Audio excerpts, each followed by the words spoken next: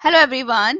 जिस तरीके से आपको पता है कि हमने कल की वीडियो में पार्ट नंबर 1 में EMRS पीजीटी फिजिक्स के मैक्सिमम क्वेश्चन जो है वो सॉल्व कर लिए थे। उनमें से कुछ क्वेश्चन जो थे वो मैंने आपके लिए छोड़े थे कि जहां पर लेंथी कैलकुलेशन जो है वो पूछी जाती है, या ऐसे क्वेश्चन जिन क्वेश्चंस में बच्चों को बहुत ज्यादा डाउट था कि ये क्वेश्चन जो है वो किस तरीके से हमने सॉल्व करना था। तो पार्ट नंबर 2 में हम उन्हीं क्वेश्चंस को यहाँ पर मैं उठाकर लेकर आई हूँ जो कि हमारे कल की वीडियो में कंप्लीट नहीं हो पाए थे। एंड पार्ट नंबर 2 में without wasting any time video को शुरू करते हैं। यहाँ पे देखो सबसे पहला क्वेश्चन आपको ये दिया गया है 67 क्वेश्चन। अब ये क्वेश्चन जो है वो आप डायरेक्टली जो है आपकी कहाँ से पूछा गया था, ये बीएससी लेवल का बेटा क्वेश्चन है। तो इट मींस आपकी तैयारी जो है, जब कभी भी पीजीटी एग्जामिनेशन की तैयारी करते हो तो अपना ग्रेजुएशन तक का जो सिलेबस है वो कंप्लीट कर लेना चाहिए, क्योंकि यहाँ पे मैक्सिमम बच्चों को जो है इस क्वेश्चन का जो सही आंसर नहीं मिला था। अब जब कभी भी हम बेटा बात करते हैं एवरेज एनर्जीज और यहाँ पर फ्री इलेक्ट्रॉन्स किसी भी सैंपल की बात करते हैं, और टेम्परेचर जो है यहाँ पर आपको मेंशन किया गया है कि 0 केल्विन के ऊपर है और एक 60 केल्विन के ऊपर है। तो एवरेज एनर्जी का जो फॉर्मूला होता है आपने देखा ही होगा कि ई एवरेज का जो फॉर्मूला है 3/5, और यहाँ पे जो एनर्जी आती है वो फर्मी लेवल की एनर्जी आती है। अब यहाँ पे टेम्परेचर के साथ ये रिलेट नहीं करता है, तो जब इसकी वैल्यू हम पुट करते हैं तो 0.6 आती है। 0.6 जो है लेस देन 1 है, तो इट मींस इसका जो सही आंसर है दैट इज ऑप्शन नंबर 4 जो है इसका बिल्कुल सही आंसर हो जाता है। अब नेक्स्ट क्वेश्चन देखो, नेक्स्ट क्वेश्चन हमें यहाँ पे बोला गया है 65 क्वेश्चन। बोला गया कि अनबाइस्ड पीएन जंक्शन है और यहाँ पे टेम्परेचर की रेंज भी आपको बताई गई है। तो यहाँ पर एक्चुअल में होता क्या है, तो आप ये समझिए कि जब कभी भी हम अनबाइस्ड पीएन जंक्शन की बात करते हैं तो अनबाइस्ड पीएन जंक्शन में होता क्या है कि आपके पास जो भी डिफ्यूजन एंड ड्रिफ्ट करंट्स होते हैं ये आपस में क्या कर देते हैं, कैंसिल हो जाते हैं। ठीक है, तो यहाँ पे ऑप्शन नंबर ए जो है वो क्या है, इस क्वेश्चन का बिल्कुल सही आंसर है। अगर किसी बच्चे ने इलेक्ट्रॉनिक्स जो है बहुत अच्छे तरीके से पढ़ी है तो बेटा इस क्वेश्चन का जवाब देने में कोई भी परेशानी इस बच्चे को नहीं हुई होगी। ठीक है, अब यहाँ पे अनबायस्ड में डिफ्यूजन एंड ड्रिफ्ट करंट जो है वो आपस में क्या करते हैं, एक दूसरे को कैंसिल करते हैं। नेक्स्ट क्वेश्चन की तरफ बढ़ते हैं। अब ये देखिए यहाँ पर भी आपका 61 क्वेश्चन जो है यहाँ पे बोला क्या गया है, ये भी आपका बीएससी लेवल का क्वेश्चन था बेटा। ठीक है, क्योंकि आप 11-12 में जाओगे तो आपको ये वाला फैब्रिकेटेड फ्यूल ये नहीं देखने को मिलेगा, वहां पे सिर्फ और सिर्फ मॉडरेटर की ही बात हुई है। सबसे पहले ये समझो कि न्यूक्लियर रिएक्टर में जो उसका कोर है उसने क्या कंटेन करके रखा है, सुटेबली फैब्रिकेटेड फ्यूल, यानी फ्यूल को पूरे अच्छे तरीके से फैब्रिकेट किया हुआ है। एंड मॉडरेटर, साथ में मॉडरेटर भी है, यानी एक तो फ्यूल है और प्लस यहाँ पे मॉडरेटर है। Is surrounded by the reflector. जब आपको पता है, जिस बच्चे ने भी मॉडर्न फिजिक्स अच्छे तरीके से पढ़ी है, न्यूक्लियर फिजन फ्यूजन ये सारे अच्छे तरीके से पढ़े हैं, वो ये जानता है कि जब कभी भी हम रिफ्लेक्टर का यूज करते हैं इट मींस हम क्या कर रहे होते हैं, न्यूट्रॉन के लीकेज को बचा रहे होते हैं। ठीक है, तो ये जो आपका कॉम्बिनेशन बनता है किसका, फैब्रिकेटेड फ्यूल का, फैब्रिकेटेड बेटा फ्यूल और प्लस बेटा मॉडरेटर को सराउंड, जब भी हमने इन दोनों को सराउंड कर देते हैं किसके साथ, रिफ्लेक्टर के साथ। तो रिफ्लेक्टर क्या करता है कि जो लीकेज हो रही होती है इसके अंदर से जो लीकेज होगी ना न्यूट्रॉन्स की, उनको क्या करेगा, वो क्या करेगा, रिड्यूस कर देगा, जिसकी वजह से वो वापस जो है इसके अंदर ही रहेंगे, मींस बाहर नहीं होंगे, जिसकी वजह से आपकी जो रिएक्शंस है, जितनी भी न्यूक्लियर रिएक्शंस उनको हम क्या कर सकते हैं, कंट्रोल कर सकते हैं। तो इसका जो सही आंसर था that is option number 3। Next question के बारे में बात करें। अब यहाँ से भी बहुत से बच्चों को जो है कंफ्यूजन हुई है, एंड ये जो क्वेश्चन है बेसिकली देखा जाए तो ये भी आपका बीएससी लेवल का ही क्वेश्चन है, जहां पर एक अलग से बुक आती है रेडियो एक्टिविटी वाले चैप्टर की, वहां पे इस क्वेश्चन का बिल्कुल सही आंसर है। अब यहाँ पे बोल देखो पूछा क्या गया था कि starting from a sample of a pure radio active element A which of the following graph, it means आपका जो ग्राफ है किस किस के बीच में, नंबर ऑफ एटम्स के बीच में है। नंबर ऑफ एटम्स में किसके, प्योर रेडियो एक्टिव सब्सटेंस के, जो कि डिकेड नहीं हुए हैं, वो किस टाइप के हैं, अनडिकेड है। ठीक है, अनडिकेड है, और इनका हमने क्या बताना है, टाइम के साथ ये किस तरीके से क्या करेंगे, किसी के ग्राफ बनाएंगे। तो यहाँ पे जो प्रॉपर आंसर था वो था आपका ऑप्शन नंबर 3। ठीक है, ऑप्शन नंबर 3 जो है मींस आपका ये जो स्लाइटली चेंज आता है ना टाइम के साथ, जैसे जैसे टाइम को इंक्रीज करते चलोगे, टी मतलब टाइम पीरियड, ठीक है, हाफ लाइफ टाइम जो होता है, ठीक है, तो ये आपका जो नंबर ऑफ एटम्स है धीरे धीरे एकदम से डिक्रीज नहीं होते हैं। ठीक है, तो ये वाला आंसर नहीं होना था, धीरे धीरे, बिल्कुल आपको ऐसे लगेगा कि धीरे धीरे ये फिर क्या करते हैं, किसी एक पॉइंट के ऊपर यहाँ पे आपको मिलते हुए दिखाई पड़ते हैं, लेकिन ये मिल नहीं रहे होते हैं। ठीक है, बिल्कुल अप्रोक्सीमेट जो है ये वैल्यू आपको देखने को मिलती है। ऑप्शन नंबर 3 जो है इस क्वेश्चन का बिल्कुल सही आंसर हो जाता है। अब यहाँ पे भी बच्चों को बड़ी ज्यादा कंफ्यूजन हुई थी कि ये क्वेश्चन जो है वो किस तरीके से करना था। अब आप यहाँ पे देखो, ये पॉइंट यहाँ पे है जिसकी डिस्टेंस जो है 0.6 है, तो यहाँ बाकी की जो डिस्टेंस बची बेटा कितनी बची, 0.8, तो टोटल डिस्टेंस कितनी हुई, 0.2 को 8 के साथ क्या कर दो, प्लस कर दो, तो x बन गया।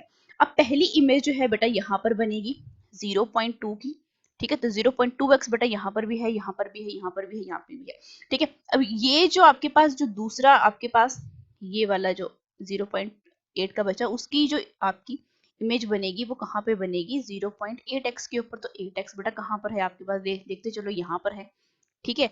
1.8x के ऊपर तो आएगा ही नहीं, यहाँ पर भी नहीं आएगा, यहाँ पर भी नहीं आएगा। अब देखो यहाँ पर जो आपकी डिस्टेंस है वो किस तरीके से यहाँ पे वेरी करती है। सबसे पहले तो आपको ये पता होना चाहिए कि जब आपके पास ये डिस्टेंस बन गई तो यहाँ पे 1 है, ठीक है, और यहाँ पर आपके पास जो डिस्टेंस आ रही है, इट मीन जो फर्स्ट इमेज है 0.8x की, वो बिहाइंड किसके पहली जो आपके पास इमेज आ रही है, ठीक है, 0.8, तो वो बिहाइंड दूसरे मिरर के बनेगी। जो मिरर M1 है वो दूसरे की मिरर इमेज बनाएगा अपने पीछे, ठीक है। अब जो आपके पास 0.2x की इमेज है वो किस तरीके की बनेगी कि वो एक्ट करेगी एज अ डिस्टेंस, ठीक है, किसके लिए, मिरर 2 के लिए, यानी बी के लिए, ठीक है। तो सेकंड जो है आपके पास, इनको हम क्या करते चलेंगे, हम एडअप करते जाएंगे, ठीक है। एडअप किस तरीके से करेंगे, बड़ा ही सिंपल है कि आपके पास यहाँ से देखो ये 1 है, और ये जो है ये वाली जो डिस्टेंस है 0.2, और यहाँ पे बेटा कितना आ रहा है, ये 0.8, तो अप्रोक्सीमेटली विलाम बना के ये 1.8, यानी ऑप्शन नंबर जो इसका 4 है वो ही इस क्वेश्चन का क्या रहेगा, बिल्कुल सही आंसर रहेगा। किस तरीके से वो भी मैं यहाँ पे थोड़ा सा एक्सप्लेन कर दी कि 0.2x की एक डिस्टेंस बेटा यहाँ से आई, ये और ऑलरेडी कितना है 0.2x है, ठीक है। ये वाली जो डिस्टेंस है वो कितनी है आपके पास, x है, तो 0.8 में, ठीक है, कितना है ये 1.8 है, तो इसमें 0.4 बेटा आप ऐड करते जाओ, ठीक है, तो आपके पास ये कितना बनेगा, सॉरी 0.8 है बेटा, ठीक है, तो इसमें आपके पास आएंगे 1.2, ठीक है, 1.4, ठीक है, आपके पास ये वाली डिस्टेंस भी क्या होगी, कवर होगी, ठीक है। ऑप्शन नंबर 4 जो है इस क्वेश्चन का बिल्कुल सही आंसर है। नेक्स्ट क्वेश्चन की अभी हम यहाँ पे बात कर लेते हैं। आई थिंक ये वाला क्वेश्चन मैंने आपको करवाया था या नहीं करवाया था, अगर नहीं करवाया तो मैं फिर से इस क्वेश्चन को एक्सप्लेन कर देती हूँ क्योंकि मुझे ये कल वाली वीडियो में याद नहीं रहा है। 56 क्वेश्चन देखो बोला गया है, जब हम फोटो इलेक्ट्रिक इफेक्ट को स्टडी करते हैं, इफेक्ट बेटा किसका, अगर हम फ्रीक्वेंसी को बेटा क्या करते चले, इंक्रीज करते चले, लेकिन इंटेंसिटी जो है वो क्या है आपके पास, फिक्स्ड है, यानी हमने क्या रखा है उसको, मतलब फिक्स रखा है, कांस्टेंट रखा है, ठीक है, यही बोल रहा है। तो यहाँ पे बोला गया कि नाइदर द स्टॉपिंग पोटेंशियल, ये कोई भी चीज देखो, सबसे पहले आपको ये पता होना चाहिए आइंस्टाइन की इक्वेशन क्या होती है, वर्क फंक्शन प्लस बेटा क्या, काइनेटिक एनर्जी। अब ये एनर्जी किसकी है, जो लाइट बेटा फॉल हो रही है, जिसका फॉर्मूला है H nu which is equal to क्या, वर्क फंक्शन, और काइनेटिक एनर्जी को बेटा या तो हम क्यू वी इसकी फॉर्म में लिखते हैं या तो ई वी। अभी ई वी नॉट के फॉर्म में लिखूं तो ये क्या है आपके पास, ई वी नॉट पोटेंशियल है। जैसे जैसे फ्रिक्वेंसी को इंक्रीज करेंगे तो ये भी बेटा डायरेक्टली प्रोपोर्शनल है, तो आपका पोटेंशियल भी क्या होगा, इंक्रीज होगा। कौन सा वाला पोटेंशियल, स्टॉपिंग पोटेंशियल वाला, तो स्टॉपिंग पोटेंशियल इंक्रीज होगा, ठीक है। एंड उसके बाद जो है आपका फोटो इलेक्ट्रिक जो करंट है, ये यहाँ पे ऑल चेंज वाला भी नहीं होगा, तो stopping potential and saturation current चाहिए, सैचुरेशन करंट तो बेटा चेंज होता ही नहीं है, ठीक है। Stopping potential photo electric current जो है चेंज होंगे यानी इंक्रीज होंगे, लेकिन जो सैचुरेशन करंट है वो क्या रहता है बेटा, चेंज नहीं होता है, ठीक है। तो इसका जो सही आंसर है दैट इज ऑप्शन नंबर 4, ठीक है। एक बार फिर से चेक करना, इधर ये तो बिल्कुल भी नहीं होगा, ठीक है, एंड यहाँ पर भी ये भी नहीं है, ठीक है, और भी चेंज नहीं होंगे। फोटो इलेक्ट्रिक इफेक्ट जो चेंज होगा सैचुरेशन करंट, ठीक है, इसका बेटा सही आंसर है ऑप्शन नंबर 4 ही है, ठीक है। नेक्स्ट क्वेश्चन देखो, ये बेटा फिर से रिपीट हो गया, इस क्वेश्चन का आंसर मैं बता चुकी हूँ, that is diffusion and drift current जो है वो कैंसिल होते हैं एक दूसरे से, ठीक है, और ये भी बता चुकी हूँ, ठीक है, लेस देन 1, ठीक है, 3.5, ये बीएससी लेवल का क्वेश्चन था ये। अब देखो इस क्वेश्चन के ऊपर, ये जो क्वेश्चन था वो एनसीईआरटी के एग्जाम्पलर में से लिया गया था, करंट इलेक्ट्रिसिटी वाला जो चैप्टर है उसके एग्जाम्पल का ये दूसरा क्वेश्चन है, ठीक है। तो अगर किसी बच्चे को प्रॉब्लम है कि ये आंसर जो है वो किसी वहां पे जो है, यहाँ ये जो आंसर है वहां पे क्या बताया गया है कि E2 जो है वो ग्रेटर देन क्या है, 1 है। जब E2 ग्रेटर देन 1 हो जाता है तो बेटा सिंपल सा फॉर्मूला देखो जरा लगा के, आपने इक्विवेलेंट ईएमएफ बेटा किस तरीके से निकालते हैं, ठीक है, किस तरीके से निकलता है, फॉर्मूला क्या होता है, E2R1 सॉरी एप्सिलॉन, ठीक है, और एप्सिलॉन 1 और R2 डिवाइडेड बाय क्या, R1 प्लस R2, ठीक है।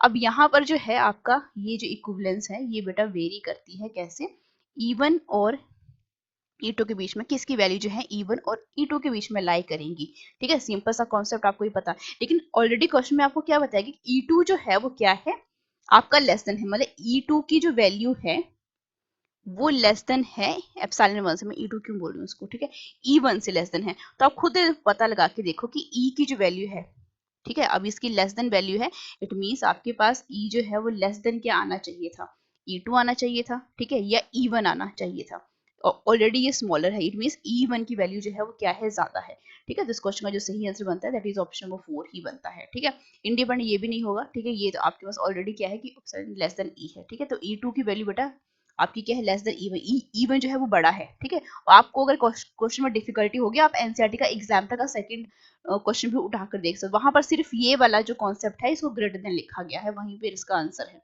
ठीक है। अब नेक्स्ट क्वेश्चन देखो जरा, नेक्स्ट क्वेश्चन ये भी मैं करेक्ट करवा चुकी हूँ, अब इसके ऊपर आ जाओ, ये वाला क्वेश्चन आई थिंक मैंने करवाया था, ये नहीं करवाया था, आई थिंक करवा ही दिया। अब देखो ये बेटा होता है आपका आई की वैल्यू, और जहां पर ये वैल्यू जो है आपको ये शो होती है, इस वैल्यू को हम बोलते हैं IRMS, जिसको हम किस फॉर्मूले से देते हैं, IRMS √2, ठीक है। अब इसकी वैल्यू जो है मुझे निकालने की जरूरत नहीं है, ये आपको पता है 0.707 इस तरीके से आती है, लेकिन यहाँ पे देखो ये जो वैल्यू है इसके अकॉर्डिंग आ रही है, इसके क्लोज है, और ये जो है ये इसके क्लोज है, ठीक है। अब यहाँ पर जो है आप बैंडविड्थ निकालते हो किस तरीके से, आपके बैंडविड्थ निकालने का फॉर्मूला क्या है, ω2 - ω1, ठीक है, फ्रीक्वेंसी जो है आप सेकंड यहाँ पे लो, यहाँ पे कितनी आ रही है, ये 1.2 आ रही है, बेटा यहाँ से खुद आप पता लगा सकते हो, इसकी क्लोज है ये, ठीक है, बिल्कुल स्ट्रेट लाइन खींचते चलो, और यहाँ से जब आप इसको करोगे तो कितनी आएगी, -0.7, तो कितना आया ये आपके पास, सॉरी 0.8 है बेटा, ये 6, ये 7, ये 8, और ये 9 और 10, हाँ ठीक है 8 है ये, ठीक है, बिल्कुल स्ट्रेट लाइन खींचनी है आपने, ठीक है, तो ये कितनी आएगी 0.4 रेडियन पर सेकंड, जिसका जो सही आंसर है बेटा ये है, ठीक है, ऑप्शन नंबर 2। अगर कल की वीडियो में मैंने आपको ये क्वेश्चन बताया है, ये नहीं बताया है, आपने यहाँ से जरूर करना है, क्योंकि ये जो है वो करेक्ट आंसर है, ठीक है, और ये क्वेश्चन भी मैं बता देती हूँ कि कहाँ से है, अगेन ये क्वेश्चन जो है वो एनसीईआरटी के एग्जाम्पलर से ही लिया गया है, एनसीईआरटी में एग्जैक्ट यही क्वेश्चन दिया गया है, ठीक है, चैप्टर आपको पता है आपने कौन सा वाला निकालना है, इलेक्ट्रोमैग्नेटिक इंडक्शन वाला चैप्टर निकालो, सॉरी अल्टरनेटिंग करंट वाला चैप्टर निकालो, उसमें एनसीईआरटी एग्जाम्पलर की बुक देखो, एंड वहां पे ये एग्जैक्ट क्वेश्चन है और ये आंसर भी वहां पे दिया गया है, इट मीन्स अगर पूरे पेपर की बात करो तो पूरे पेपर में एनसीईआरटी एग्जाम्पलर में से ओनली 2 ही क्वेश्चन आपको देखने को मिले थे, ठीक है। अब यहाँ पर आ जाओ जरा, इस क्वेश्चन को थोड़ा सा सॉल्व करते हैं, मैं स्लाइड यहाँ पे चूज कर लेती हूँ। अब देखो 85 क्वेश्चन आपको क्या बोला गया है, सबसे पहले तो आप ये देखो कि आपको निकालना क्या है, म्यूचुअल इंडक्टेंस निकालनी है, म्यूचुअल इंडक्टेंस ही तो निकालनी है, ठीक है। करंट देखो जरा, करंट की डायरेक्शन देखो, इस तरफ है और इस तरफ है, यानी सेम डायरेक्शन है, सेम डायरेक्शन है, तो इट मीन्स मैं क्या बोल सकती हूँ कि आपके पास क्या है, 7 एम्पियर का टोटल करंट जो है वो क्या हो रहा है, फ्लो हो रहा है, कोएक्सियल कंसेंट्रिक सर्कुलर कॉइल्स की बात हो रही है, तो हम इसका फॉर्मूला जानते हैं, बहुत ही सिंपल टाइप का फॉर्मूला जो है वो हम इसके लिए यूज करते हैं, एंड किस तरीके से यूज करते हैं वो भी आप समझो, ठीक है।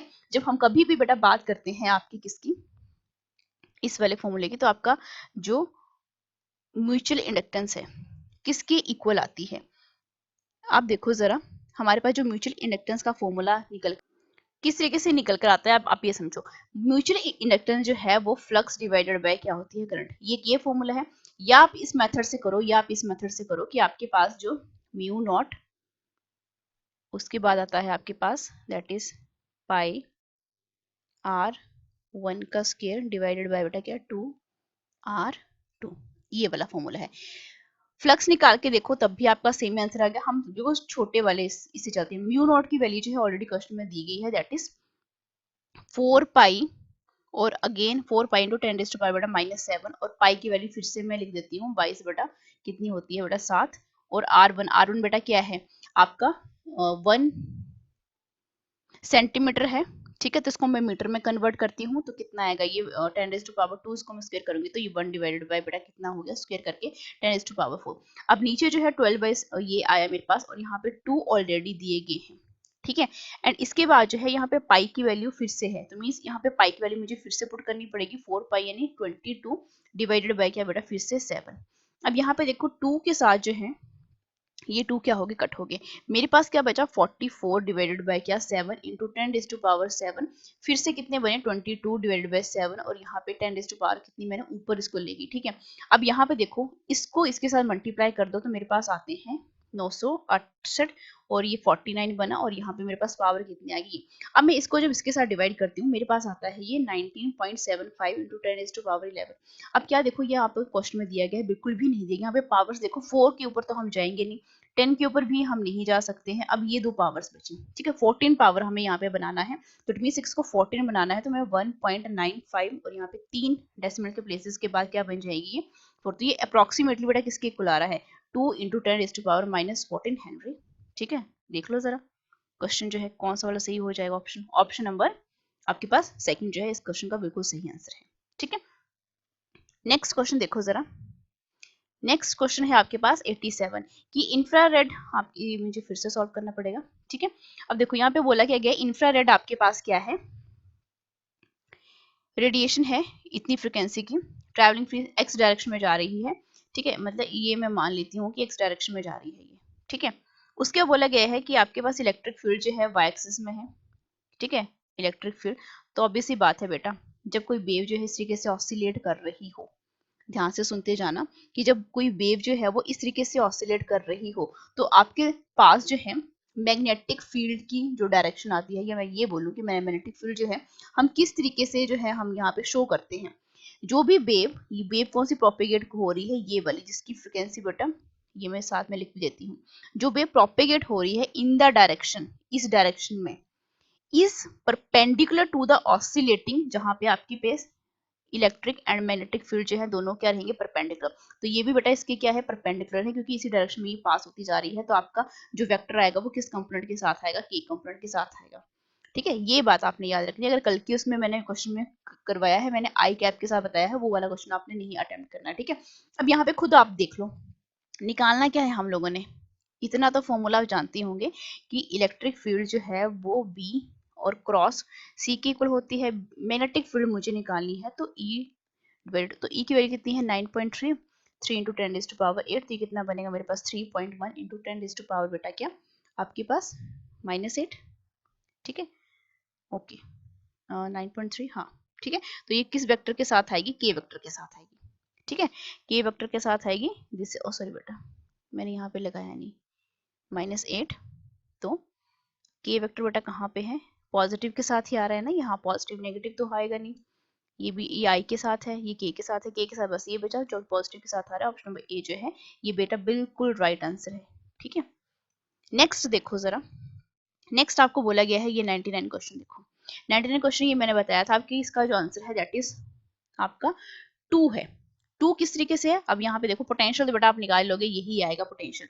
लेकिन मैं यहाँ पे तुम लोगों को क्या बोलना चाह रही हूँ, अगर तुमने पोटेंशियल एनर्जी निकालनी है, ठीक है, अगर तुम पोटेंशियल एनर्जी का फॉर्मूला जानते हो जो कि मैंने कल भी बताया था, कल की वीडियो में वापस जाना वो फॉर्मूला लगाना, तो एंड में तुम्हारे पास जो कंक्लूजन आएगा वो आएगा जी एम का स्क्वायर 2 + 1 बाय √2। ठीक है, ये आएगा।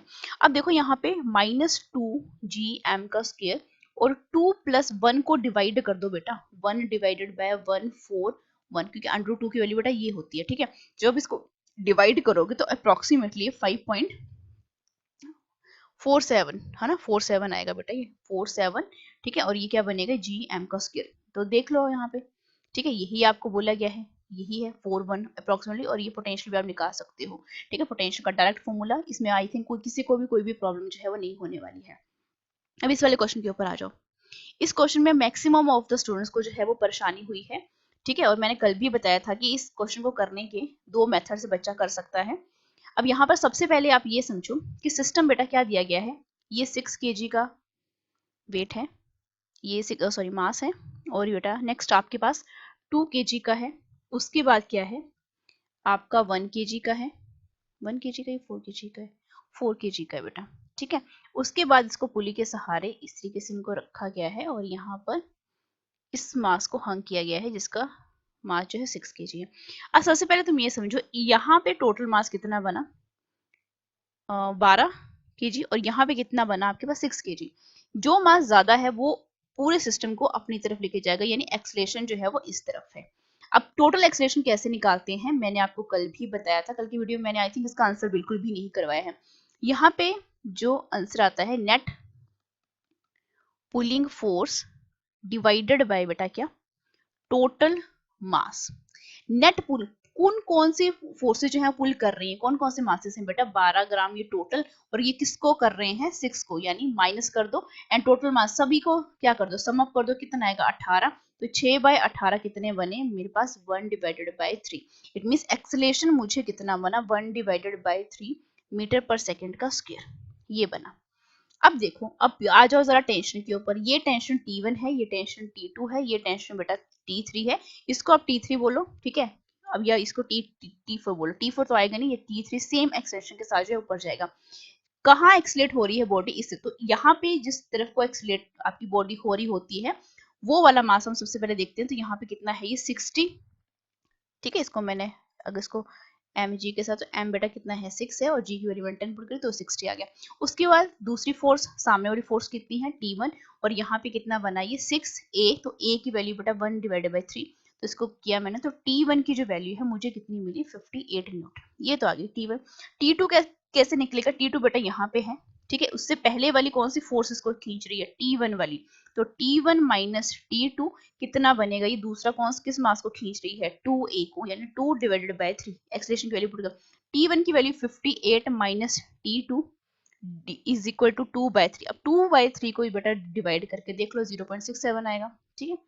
3 ऑफ कोर्स, हाँ ठीक है, 6 है, तो मैं इसको 0.7 ही पुट करके चलती हूँ, ठीक है, कि 2/3 की। अब मुझे T2 निकालना है, तो इट मीन्स 0.7 से ये माइनस है और यहाँ पे भी माइनस आएगा, तो इन दोनों वैल्यूज को बेटा क्या कर दो, सब्ट्रैक्ट करके देख लो, 0.7, तो ये कितना बनेगा बेटा आपके पास 3, यहाँ पे कितना बनेगा 57.3 न्यूटन जो है मेरे पास आ रही है T2 की वैल्यू। क्या मुझे पूछा गया था, T2 की वैल्यू ही मुझे एक्सटेंशन की यहाँ पे निकालनी है, ठीक है। तो 57 जो है अप्रोक्सीमेटली जो है किसके इक्वल बन रहे हैं, आपके 56 के। अब इसको अगर हम दूसरे मेथड से करके देख रहे थे, ठीक है, दूसरे मेथड से अगर हम इसको करके देख रहे थे, तब हमारा आंसर जो है वो 40 न्यूटन आ रहा था, जैसे हम कल की वीडियो में भी मैंने एक्सप्लेन किया था। तो इस क्वेश्चन को दो मेथड से कर सकते हैं।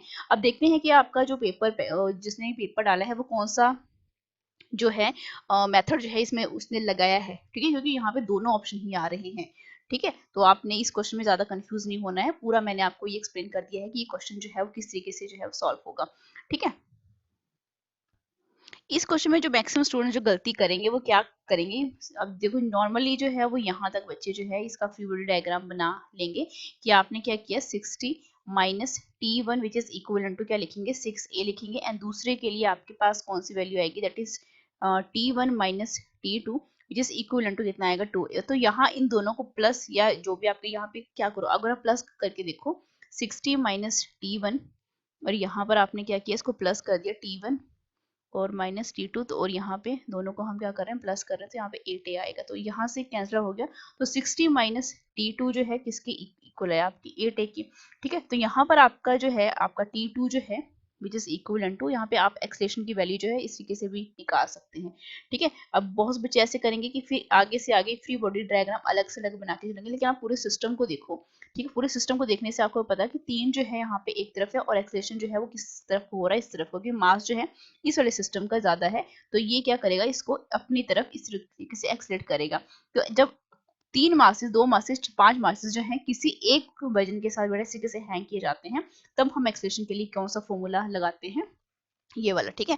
ये जो क्वेश्चन था ये जेईई मेंस लेवल का था, ठीक है। तो हमारा जो आंसर है इसके पूरे कॉन्सेप्ट के अकॉर्डिंग जो है 57.3 आया है, जिसको अप्रोक्सीमेटली मैंने कितना बोला है, 57 न्यूटन बोला है। तो दूसरे मेथड से करके देखते हैं तो 40 न्यूटन ही आ रहा है, ठीक है। तो बेटा ये थे आज के क्वेश्चन, जहां पर हमने जो जितने भी आपके बचे हुए क्वेश्चन थे वो मैंने सारे के सारे यहाँ पे सॉल्व करवा दिए हैं। होप आपने जो आंसर किए हैं आप अपने क्वेश्चन को मैच कर लीजिएगा, एंड ऑफिशियल आंसर की का जरूर वेट कीजिएगा, क्योंकि कुछ क्वेश्चन जो है जिस तरीके से आपने देखा होगा KVS जो भी जितनी भी सेंट्रल ऑर्गेनाइजेशंस हैं, ये कभी कभी जो है एग्जैक्ट आंसर को बिल्कुल भी नहीं मानती है, ये जो इन्होंने आंसर की प्रोवाइड कर दी ये वही आपको, लेकिन ये जो पेपर है वो ना ही तो CDP का है और ना ही तो साइकोलॉजी का है, जहां पर हमें अलग अलग आंसर जो है वो देखने को मिले। यहाँ पे सिर्फ और सिर्फ फिजिक्स की बात हुई है, फिजिक्स जो है लॉजिक से चलती है, तो यहाँ पर जितने भी लॉजिक के साथ जो भी आंसर निकलेगा वही क्वेश्चन जो है आप उस क्वेश्चन को चैलेंज भी कर सकते हैं, राइट। तो आज की वीडियो में सिर्फ इतना ही, मिलते हैं नेक्स्ट वीडियो में। Till then thank you so much, like share subscribe for more videos.